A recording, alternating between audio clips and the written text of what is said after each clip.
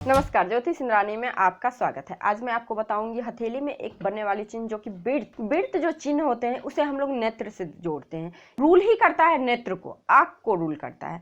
तो यदि आपके हथेली में बिर्त है तो किस तरह का बिर्त है तो आइए जानते हैं हम लोग। ये जो बिर्त होता है ये दुर्लभ एवं असाधारण चिन्ह है। बहुत मुश्किल से मिलेगी ये बिर्त किसी के हथेली में, और असाधारण, ये साधारण चिन्ह नहीं है। देखिए बिर्त इस तरह से आपको दिखेगी, ठीक है, हथेली में, या फिर इस तरह से बड़ा सा भी। एक तो आपको हथेली में पूर्ण रूप से बिर्त नहीं दिखेगी, छोटी मोटी इस तरह से आकार शेप ले रही हो, ठीक है, बट आपको पूर्णता नहीं दिखेगी। और देखिए ये अक्सर जीवन रेखा या सूर्य पर्वत मस्तिष्क रेखा पर दिखाई देता है, जो कि इसे अत्यंत महत्वपूर्ण समझा जाता है। पहले तो हम लोग जान लेते ये जीवन रेखा है, ये आपका मस्तिष्क रेखा हो गया, ये हार्ट लाइन हो गया, ये आपका भाग्य रेखा हो गया, ठीक है।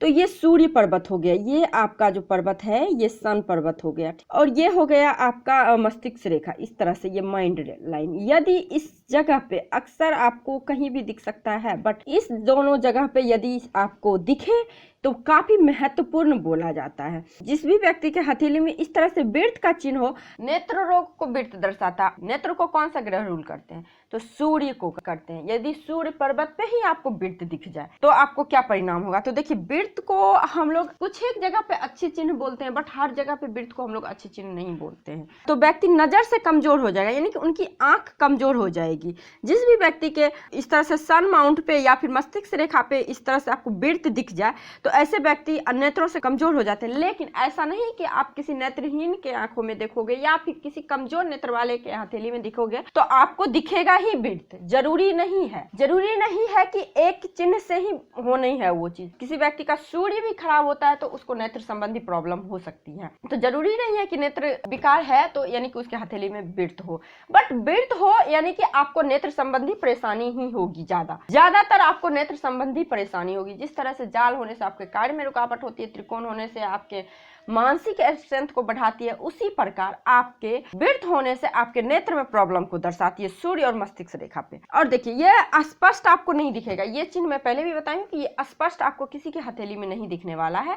या तो आपको दोनों मुंह मिला हुआ या फिर खुला हुआ दिखेगा। जैसे मान लीजिए आपका इस तरह से बिर्त आपके हथेली में निर्माण हो रही है, ठीक है, और जैसे जैसे ये बंद करने के कगार पे जाएगी वैसे वैसे आपकी आंखों की समस्या बढ़ती जाएगी। यानी कि आप बोल सकते हैं शॉर्ट की आपके हथेली में यदि पूर्ण रूपेण से बिर्त है तो आपको जरूर नेत्र का प्रॉब्लम होगा, जरूर होता है इस तरह से। तो बिर्त यदि हथेली में हो तो अच्छी नहीं मानी जाती है। एक तरह से ये कॉम्बिनेशन सही नहीं है। यदि मस्तिष्क रेखा पे और सूर्य रेखा पे बिर्त हो तो देखिए हथेली में किसी तरह का भी नेगेटिव चिन्ह हो तो आपको देखना ये है कि आपके हथेली में जो है कहाँ पे है ये नेगेटिव चिन्ह, किस पर्वत पे नेगेटिव चिन्ह है। देखिए हमारे हथेली में सारे पर्वत है और एक ग्रह सारे पर्वत को रूल करते हैं, तो हमें उस ग्रह की ऊर्जा को बढ़ानी है। नेगेटिव चिन्ह का मतलब क्या, उस ग्रह की ऊर्जा को घटा रही है, उस ग्रह की दोष को बढ़ा रही है। हर ग्रह में कुछ ना कुछ गुण और कुछ ना कुछ दोष होते हैं। अच्छे चिन्ह तो गुण को बढ़ाते हैं, बट वहीं पे यदि निगेटिव चिन्ह हो जाए तो वो हमारे दोष को बढ़ाते हैं। तो दोष को जब बढ़ा रहे हैं तो हमें उस दोष को कैसे निवारण करना है, तो उस दोष के लिए हम उस ग्रह से रिलेटेड उपाय करेंगे। और साथ ही साथ हम लोग स्टोन पहन के भी कर सकते हैं। कर्म के द्वारा तो सबसे बड़ा चीज होता है, कर्म के द्वारा कर सकते हैं, पूजा पाठ के द्वारा कर सकते हैं और स्टोन पहन के कर सकते हैं। तो इस तरह से हम लोग निगेटिव प्रभाव को कम कर सकते हैं। या फिर यदि मान लीजिए कुछ प्रभाव ऐसे होते हैं जो कि कम नहीं कर सकते हैं तो उससे लड़ने की, उससे निकलने की हमें शक्ति मिल जाती है।